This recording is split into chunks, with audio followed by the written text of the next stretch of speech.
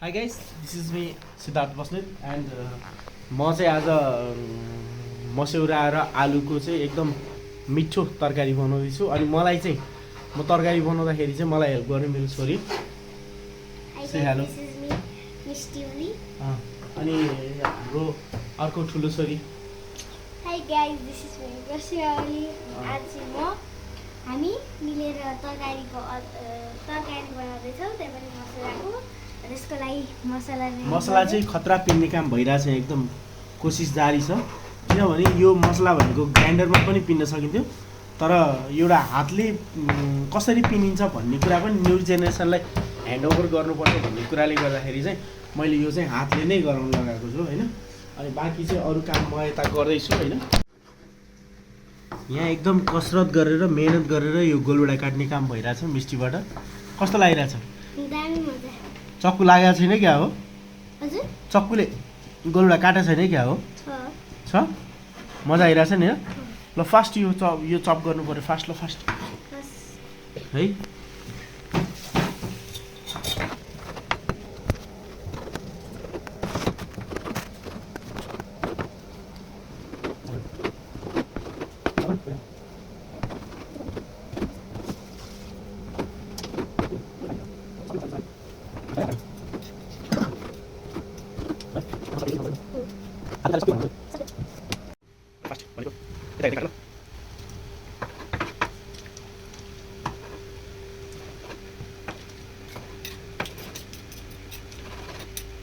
हाम्रो यो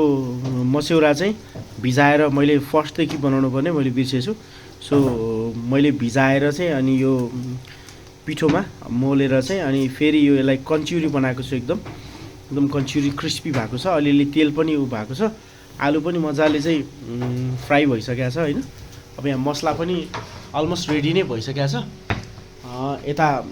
गोलभेडा काटेर पुरै भइसकेको छ भने अब प्याज काट्न बाँकी छ प्याज चाहिँ म आफै काट्छु है यिनीहरू काट्दाखेरि रुन्छन् त्यही भएर म आफै काट्छु हेलो गाइज अनि मेरो छोरीले चाहिँ क्यामेरा समातेको अनि मलाई हेलो गाइज भनिदिनु न भने भएर चाहिँ हेलो गाइज अनि के भने म प्याज काट्दैछु भन्नु न म प्याज काट्दैछु अनि अरू अब म प्याज काटेको देखाउँछु म प्याज काटेको यहाँ हेर्नुहोस् देखाउँछु मेरो छोरीले देखाउँछ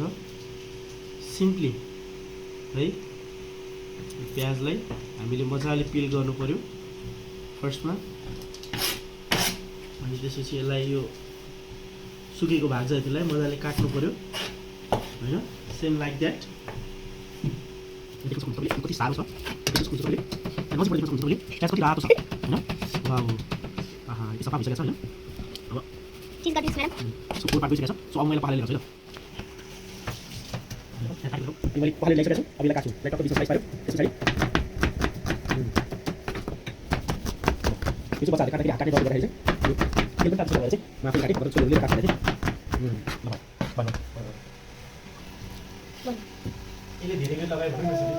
यसले धेरै बेल लगाइ कस्तो राम्रो बनायो यसले धेरै बेल लगायो नि यहाँ हेर्नुहोस् हालत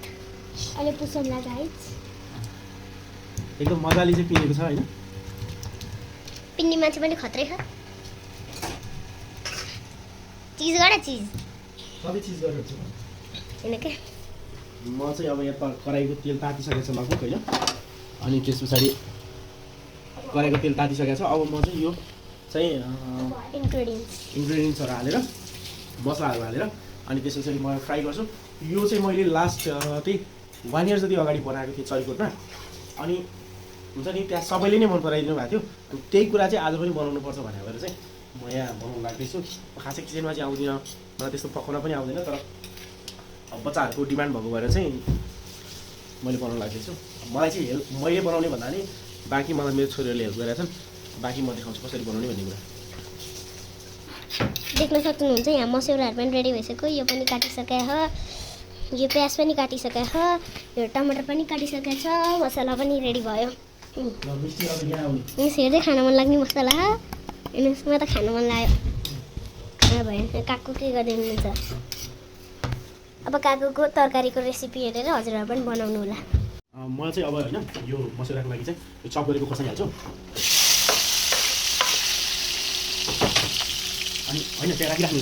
यहाँ यसरी राखिराख्नु यसरी यहाँ यो एङ्गलमा त्यो घुमाइराख्ने ल यतिकै राखिराख्नु तपाईँलाई नदेखाउनु पर्दैन अनि यो चाहिँ हल्का रातो हुनुपर्छ यो चाहिँ हल्का रातो हुनुपर्छ है गरेपछि खाइदिन्छु अनि त्यस पछाडि यो भए पछाडि चाहिँ अनि यसमा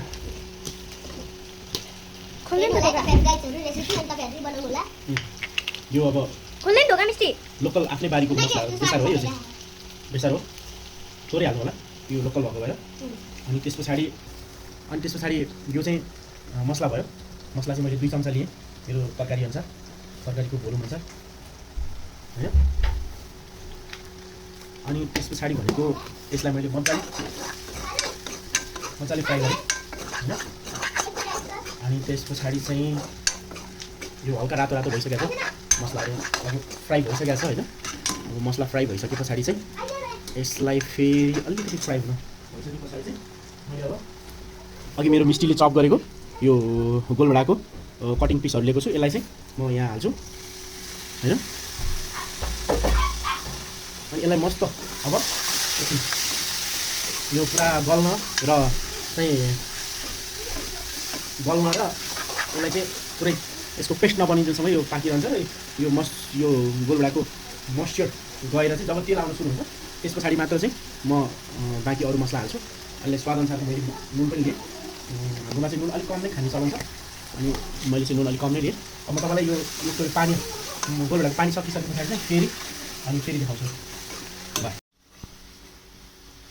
अनि यहाँ चलाउनको लागि चाहिँ सिक्दै हुनुहुन्छ हाम्रो प्रतिभा ओली राम्रै चलाउँदै हुनुहुन्छ लगभग गोलभेडाको मोइस्चर लगभग सकिएर चाहिँ खै देखाउँदैछ है गोलभेडाको मोइस्चर चाहिँ सकिएर अब यो तेल चाहिँ आउन थालिसकेको छ अब यसमा चाहिँ हामी अदुवा लसुनको पेस्ट हाल्छौँ है त अदुवा लसुनको पेस्ट हाल्छौँ पुऱ्याइहाल्छ छोरी किन सिकाउँदैछु म छोरीलाई अलिकति पानी पखालेर हाल्नुपर्छ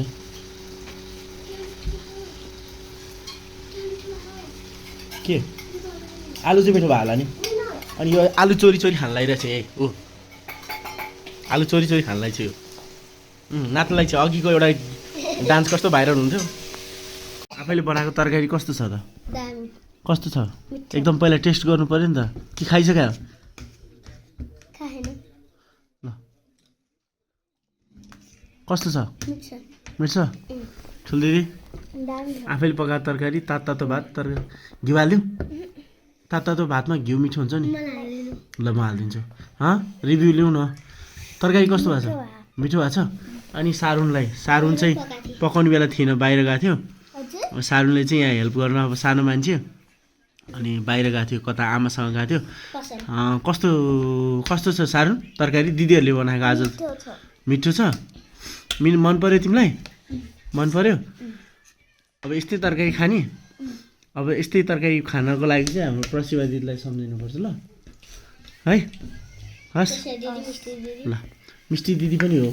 मिष्टी दिदी पनि खतरा हुनुहुन्छ उहाँ पिरो